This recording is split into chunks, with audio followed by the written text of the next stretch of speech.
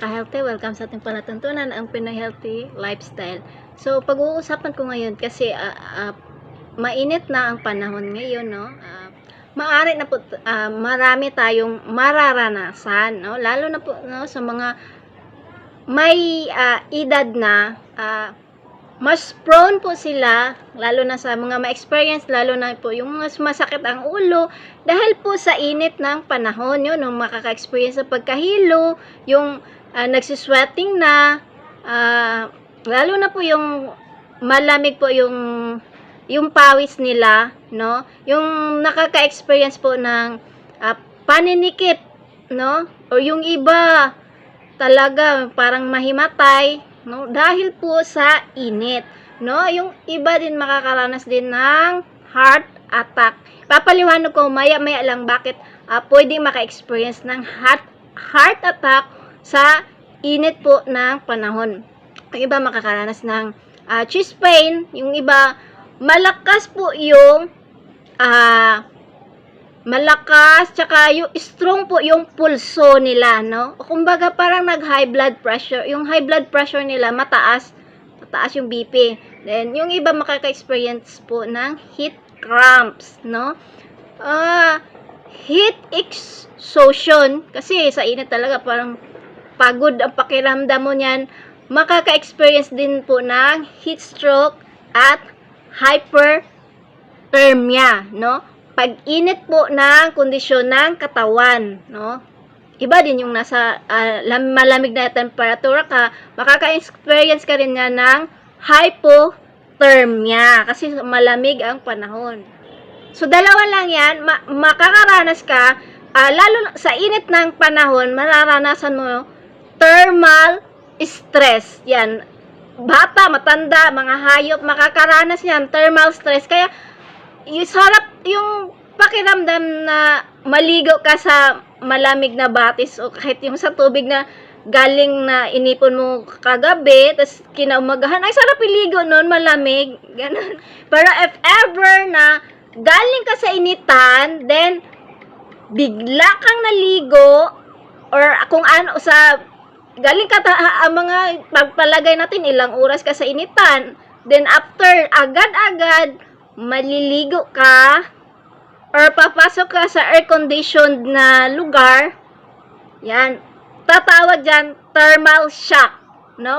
May experience mo yan, ang mga pananakit, magnumb yung sa may batok mo, ganyan, ang daming ma-experience mo yan, pag sudden change of temperature, from high temperature to low temperature, yung bigla-biglang pagbabago, yan, ma-experience mo yung thermal shock.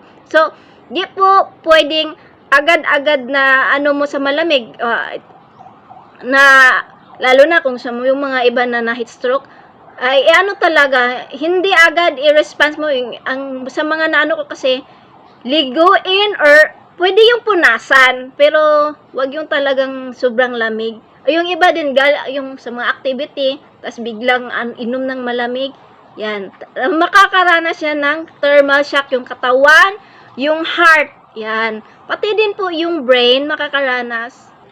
So, kung sa init talaga ng panahon, kahit yung heart natin, no, under strain po siya, mas mabilis yung pag-beat niya kaysa sa usual na temperatura, no? Kasi yung para mag-work talaga siya para yung body core, yung temperature ng katawan natin, no, mag-normal level siya.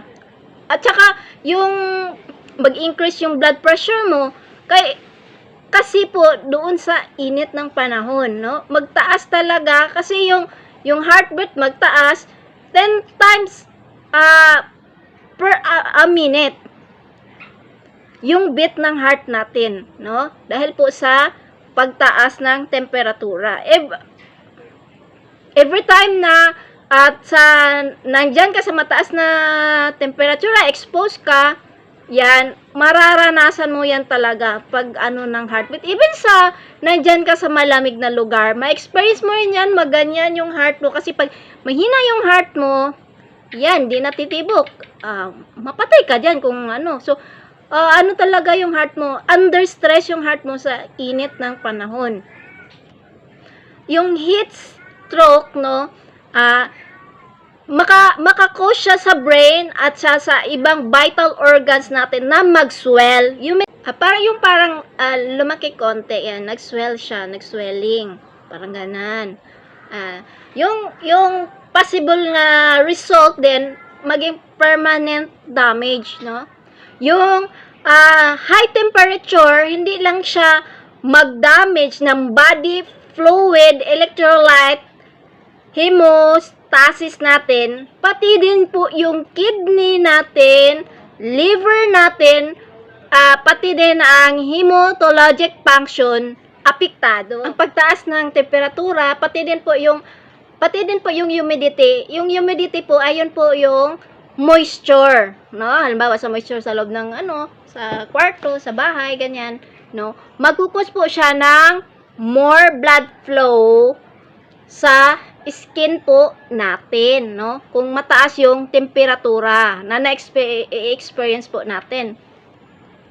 No, gaya ng sinabi ko kanina, yung mataas ng temperatura po, magkukush po siya ng heart natin na mag-beat faster, no? Magtudug-tudug-tudug, no?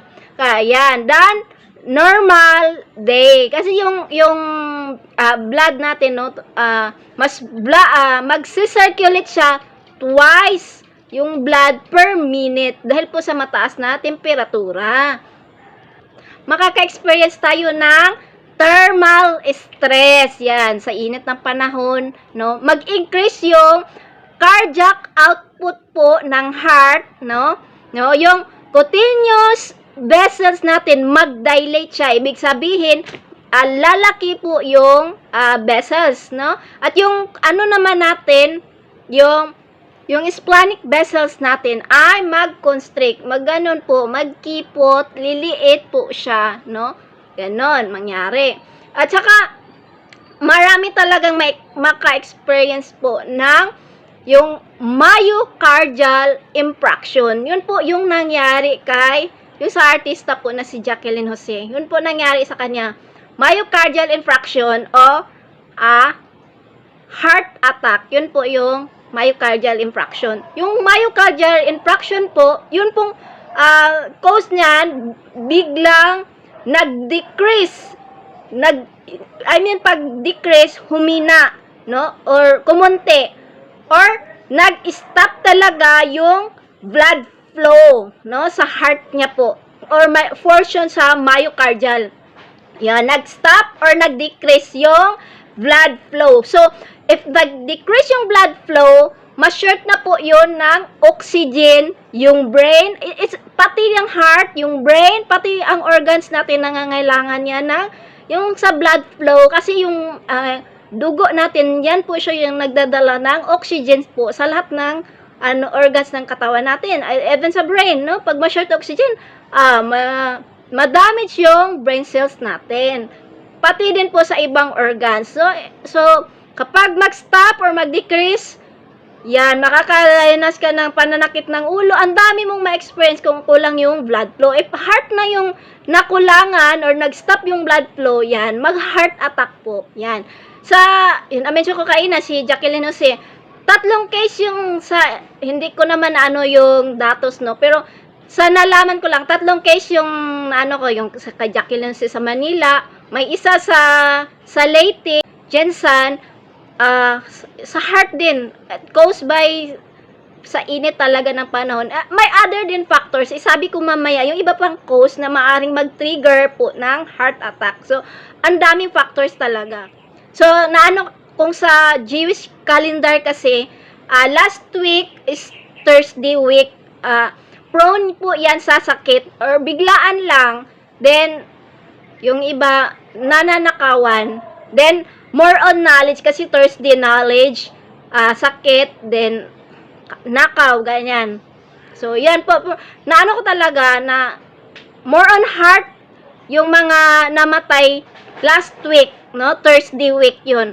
This week naman, ngayon Friday week, more on, yan, sa mga nadidisgrasya, aksidente, yun po pag Friday week. Lalo na po pag Friday week, then full moon, ang dami po talaga madugo yan na panahon kapag ganyan. No? Kaya ingat-ingat din. Delikado din talaga po yung heart attack, no? Kasi mali po siyang silent lang. Katabi mo dyan, hindi mo na alam, gano'n na pala nangyari. Kasi silent or hindi, parang hindi ma-detect yan, nangyayari sa kasama o sa'yo, no? Ano talaga, catastrophic po siya, no? Na event na maaring mag-lead, no, na hemodynamic deterioration at saka sudden death kung sino mang maka-experience po ng heart attack, no? So, kapag kasi ganyan, if ever ikaw naka-experience ka,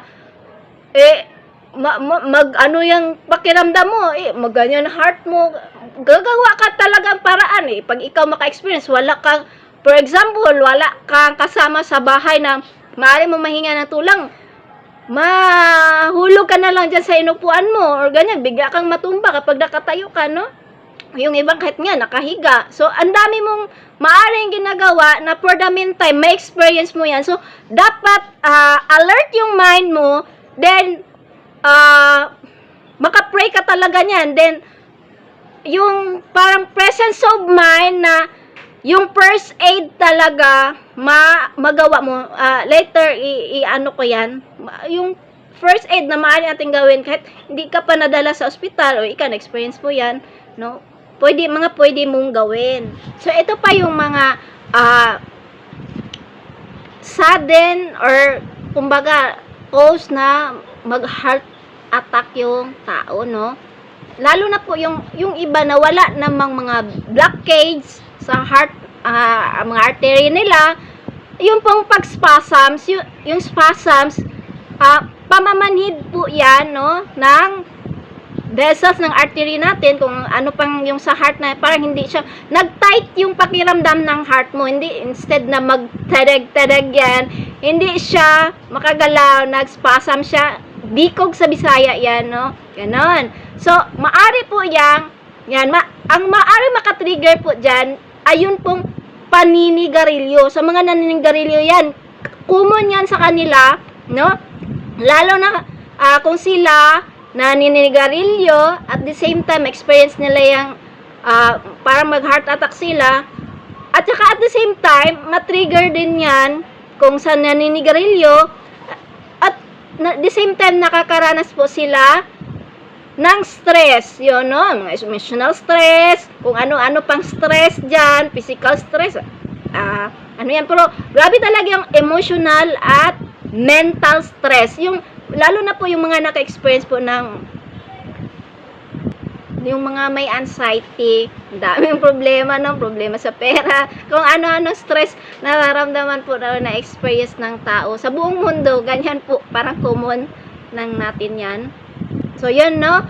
Pati din po yung lamig, lalo na po sa mga naninigarilyo. Kasi, yung nicotine at iba pang chemicals po, no, sa paninigarilyo, yan, mag-ano talaga yan, hindi po yan malilinis. Yun, yung dugo po ninyo ay lalapot. Para po yung blood vessels po ninyo, yung dugo ninyo, para, for example, yung blood vessels po ninyo, parang kanal po yan na barado, hindi po tuloy-tuloy yung daloy ng tubig. Ganyan po yun, yung sa mga naninigarilyo. So, prone po sila sa heart attack dahil po ganyan, no? Madumi yung blood vessels.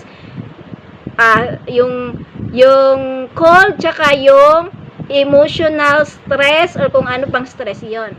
Mga tao din po yung high fat yung diet, oily, ganyan. So, yan, bawas-bawasan or use na alternative na mga oil na dapat gamitin. Dapat yung healthy oil, no? Mga virgin coconut oil, mga olive oil, yung ano talaga, yung healthy oil, wag yung, kahit mga seed oil, hindi din appropriate nga gamitin. Yung mga benta sa sa daming tindahan, yan, na-refine na po yan, yung natural na sustansya niyan ay wala na. Na-refine, na bleach, ganyan, nawala na po. So, hindi na po siya healthy gamitin. Ito din po yung sa mga diabetic person, no? Maaari po yung mag-cause ng heart attack. Kasi, kapag diabetic ka, hindi na ma-normalize yung sugar mo. Parang yung blood vessels mo din at the same time, pares lang din doon sa ano, pag high cholesterol ka, high blood ka, ganyan, kaya cause din yan ng heart attack. Yung dugo mo, parang syrup na yan, parang sugary na syrup na dugo, ganyan po, nagba-blockage din po yan sa blood vessels natin, yung mga sugar, parang candy na tunaw yung dugo mo, ganyan, no? So, yan, maaring mag-trigger or siya isa sa dahilan ng cause ng heart attack yung sa mga diabetic person, mataas yung sugar, no? At the same time yung cholesterol din kung mataas yun. Siyempre, yung flakes ng cholesterol, babara po yan sa blood vessels natin, sa heart, kahit sa liver, sa gallbladder. Yun pong cholesterol, yun po siya ang namumuo into gallstone po. Malambot po yan pag kumpara sa bato ng kidney, yung bato po na cholesterol, no? Yun doon yan sa maging bato sa abdo.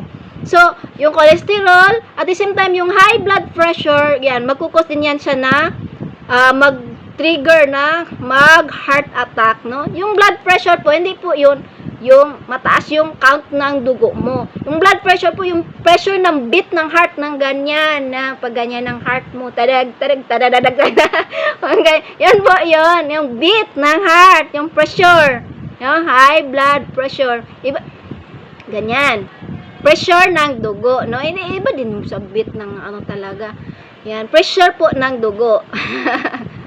At pati din po yung kahit yung sa mga overweight, siyempre, sa pagkain din po talaga yan, nanggagaling, no? Yung walang mga exercise, ganyan, yun.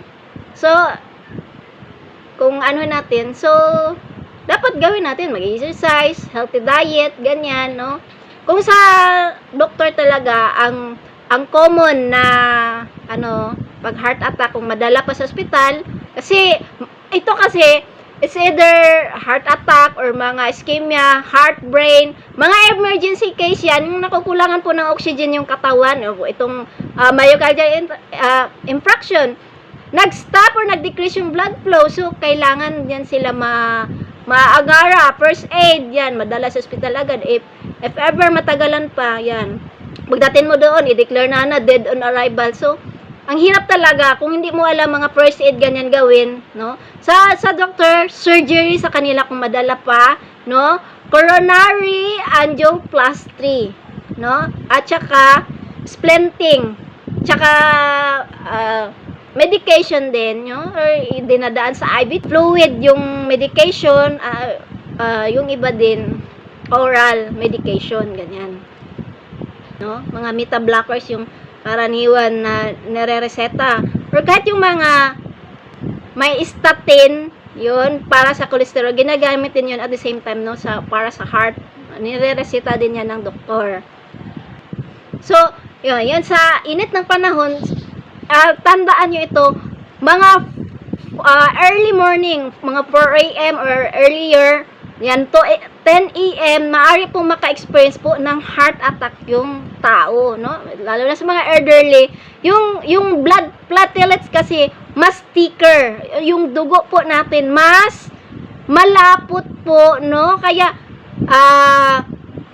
mag-increase, no, yung adrenaline natin, no? Yung pag-release niya, sobrang dami, no? Dahil galing yan sa adrenal glands natin. Yung adrenal rush, no? Lalo na po sa mga nagagalit, yan po, natri-trigger po yan.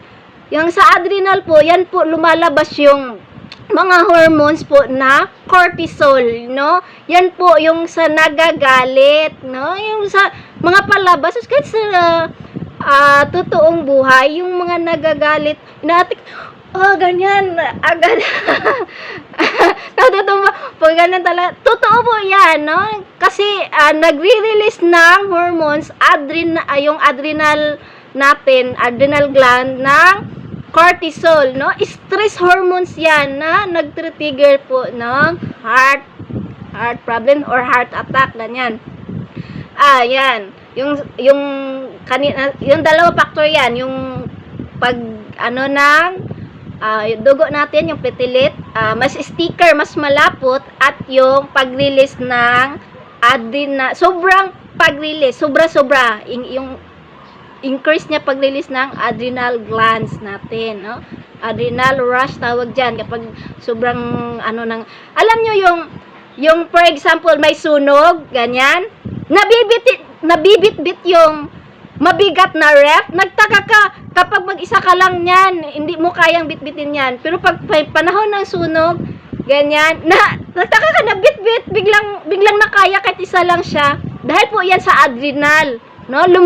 Pag sunog, ganyan, ayan, naglalabas ng hormones, yung adrenal mo, yan, adrenal rush, yan, nagpo-produce yung adrenal glands mo para malip mo yung kung ano man, kasi natataranta ka niyan pag sunog, ganyan, na kakaya mo dahil yun sa adrenal, naglalabas yung adrenal glands. So yung sa kanina, nung nasabi ko, yung mga symptoms, yung sa heat stroke, dahil din sa init ng panahon, ito din sa heart, no, kahit hindi sa sobrang init ng ano, pero yung symptoms niya, ito po yun, no, yung mag-chest pain, yung pares din, yung tightness, yung parang gano'n po yung heart mo, then parang may pain na parang nai-squeeze talaga yung heart, gano'n, yung mag-cold sweat ka din, malamig po yung pawis ninyo, no, yung makaka-experience ka ng pain or discomfort somewhere dito sa upper body, sa shoulder mo, sa arms mo, sa back, sa neck, ganyan, masakit po, ganyan. Mga symptoms na yan na maaring wag mong babasta-bastahin lang, or lalo na to talaga yung paninikip sa dibdib na ma-experience mo na. Gawa mo paraan, i-ano ko mamaya yung minsan ginagawa ko kapag parang maka-experience ako ng parang nag-tight yung sa my heart, yan, may ginagawa ako, ituro ko maya-maya lang. Ito pa, yung pag-experience ka ng fatigue, parang napagod na wala ka kahit masyadong ginagawa na physical talaga na activity, yun, napagod ka lang ng bigla, no? Yung iba maka-experience din heartburn na parang akala mo acid reflux o parang heart na to, ganyan, parang hindi mo ma-explain na heartburn. Mainit po dito sa may sikmura na parang umaakyat, yan, maari po yan, kasi either dalawa lang yung heartburn or acid reflux, no, or heartburn or at the same time indigestion, no, mga symptoms na pala yan, hindi ka po natutunawan, pabalik-balik ka sa CR, tapos kailangan po din talaga sa CR yung good ventilation, no? Lalo na po yung sa iba na nahihirapan magdumi, yan, mayroon pong magtaas din yung po BP nila, no? Yung iba, biglang nahihilo, at yung iba din nasusuka. Mga symptoms po yan. At the same time, yung kamay, yung dito, yung kamay, pati yung bibig, purple, violet, parang sobrang pula na papunta na siyang purple na violet na yung kulay. At tendency po yan ng mga high blood na tao or may mga heart problem. Yan. Sign po yan na makikita mo nung may mga tao na may sakit sa heart or biglang inaatake. Yan. Mag-purple yung bibig. Makita nyo yan. Kahit yung sa iba na naligo, na sobrang lamig, nakita mo na purple, tama na kasi, nalamigan na sobra. O, yan, nag-purple na yung lips. Ganyan po, no? So, ito yung mga makakatulong natural, mga first aid na dapat na magawa, no? Kung sa dalawang topic natin to pinagsama, lalo na sa hot temperature ito, kung galing ka sa init na, magpunas, wag pong maligo agad-agad ng malamig. Kasi makaka-experience ka niyang thermal shock. Dapat punas lang, tapos magpasilong ka sa lalim ng puno or sa loob po ng bahay, tapos magpaypay talaga, or wag din sobrang lamig, yung tama lang, wag aircon, yung normal na hangin lang, paypay, electric fan, tapos punas-punas, ganyan. Uminom din para ma-refresh ka, wag din sobrang lamig na nag-ice, normal water temperature lang, or mas better warm water. pwede mo ganyan, lagyan konting salt, konti lang. Yan, ipainom mo, lalo na sa mga galing sa initan na masama pakiramdam, masakit ulo, baka ma-heat stroke yan, yan. Gawin na punas-punasan lang, wag iligo ng nag-ice na tubig or yung sobrang lamig, wag. Punas lang. Yan. Na ma-refresh lang siya, no? Mag-cool down yung temperature na sa loob ng katawan niya. Ganyan, no? Yeah. Yung ano din, yung sabi ko na, administer yung water na may konting asin or warm. Yung iba din, yung paupuin or kung walang malay or ano, dapat sitting position or kung nakahiga man, dapat i-incline konti, elevate konti yung position, no? Ganyan. Tsaka at the same time, kung yung halimbawa sa doble-doble yung damit, yan, may jacket, hubarin yung jacket, yung ano damit, or kung masikip man, luwagan, ganyan, makahinga. Kung sa babae may bra, luwagan para tanggalin, para makahinga yung ano niya, yung heart niya, ganyan. Luwagan yung mga dapat luwagan dito sa may kwelyo, ganyan, para yung yung blood flow, yung airflow, yan, ano po ng maayos, ganyan. So, doon naman para ma-refresh talaga, painumin ng tubig, wag lang nag-ice talaga po, ha. Fruit juice, lalo na po yung mga watermelon, good po yan, no? Kasi sa mga summer talaga, yun ang mga better na inumin natin or isigi natin. Mga buko juice, mga cantaloupe, yan yung cantaloupe, yun po yung melon yan, pero orange yung laman sa loob. Ang daming pong potassium yan, no? Higit yung sa mga singkamas, mga cucumber, yan, pepino. Watery po siya, so better siya para hindi po tayo ma-dehydrate kasi sa init ng panahon. Kailangan natin mag-hydrate, inom ng tubig, yan, mga refreshing na mga pagkain. Wag po yung mga maaalat at sobrang matamis during, yan, ang daming matri-trigger kapag yun ang kinakain mo. Sobrang salty at sugary at even fatty na mga pagkain. Wag po. Dapat medyo watery. Yung pong mga pagkain na nagko-contain po ng electrolyte, no? Yun sinabi ko, yung buko, mga watermelon, no? Yung electrolyte, yun po yung sodium, potassium, magnesium. Necessary yan para hindi po tayo ma-dehydrate. Yan po yung sa electrolyte na kailangan ng katawan natin. Kasi yung heart natin, sodium, potassium po, yun po ang kailangan para mag-pump yung heart, no? Ito pa para pwedeng maaaring makatulong yung sinabi ko kayo na hot water or warm water, yun po mainam na ipainom sa mga naka-experience ng heart attack or even sa heat stroke, ganyan. Ipainom hot soup, steam bath, nakakatulong yan, no? Kasi yung init po ay vasodilator, no? Nag-o-open po yung ugat para mas maganda yung blood flow. So, nakakatulong po siya. Yung mga din, garlic, chili, ihalo mo sa sabaw, sarap niyan. Para, nakakatulong din pag din blood vessels natin. Or grapes, yan, ang ng grapes, no? Kasi yung sa balat ng grapes, maganda talaga yan sa heart. Kahit sa mga study, yung mga French o kung ano pa yung mga race ng people na mahilig sila uminom ng red wine or kumain ng grapes, hindi po sila prone sa heart attack or mga heart problem dahil yung balat po ng grapes, no, mataas yung antioxidant na mabuti sa heart. Kahit mga saging, ganyan, yung nasabi ko mga cantaloupe, at actually mandami pang prutas na marami siyang potassium, magnesium, yan, mga nakakatulong po sa heart, no? Vitamin C, nakakatulong din kasi at the same time, yung toxin sa katawan, makakatulong din yan na i-flush out yung mga cholesterol sa katawan natin. Vitamin D, laking tulong din. Kaya kumain po talaga tayo ng mga prutas, gulay, no, na makakatulong po na mas ma-healthy tayo. Sa amin yung ginagamit, pinapainom namin, lalo na mga emergency, Royal Blood Capsule, no? Para po matunaw yung mga cholesterol, uric acid, at saka calibrite. Yung calibrite, nag-o-open siya ng blood vessels. Although meron namang mga medication sa doktor ganyan, ito, herbal, natural siya, no? Mag-open siya ng blood vessels, yung smooth muscles mo para yung sa heart, saka ano pa mang function kahit sa diabetic, iba pang organs, no? Nakakatulong siya na mag-open yung smooth vessels, blood vessels, smooth muscles. Para yung mga nakabara doon, pag ilabas na, tapos paluapin siya ng royal blood, matunaw talaga. Hindi na magsakit yung ulo, hindi na yung heart, ganyan. So, laking tulong yan po ginagamit natin.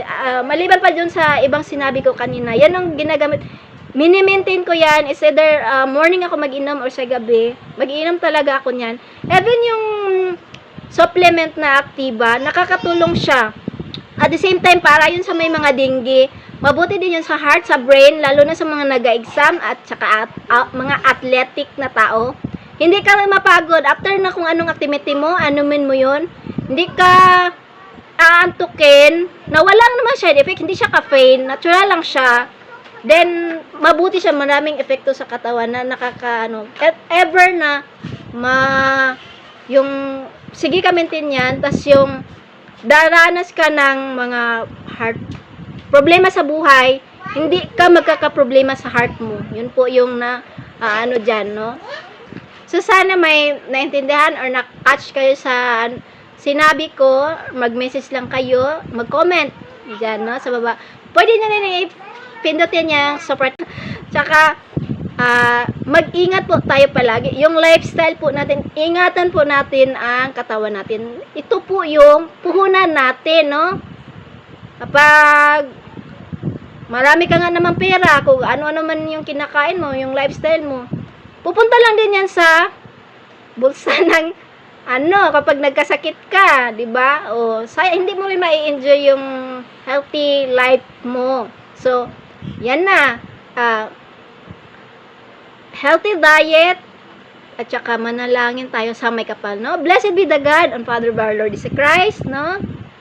Mag-ingat po tayo palagi lahat. Bye.